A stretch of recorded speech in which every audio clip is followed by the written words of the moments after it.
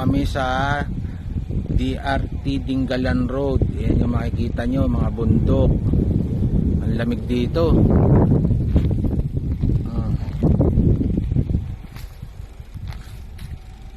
Ayan.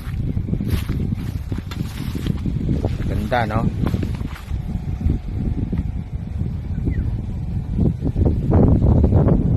Ayan. Pag natapos na itong daan na to, papuntang Dingalan na to.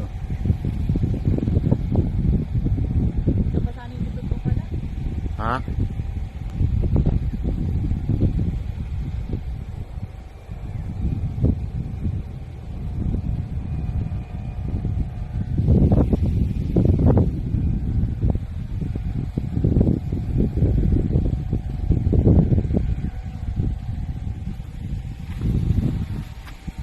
Yung asawa ko. Let's go.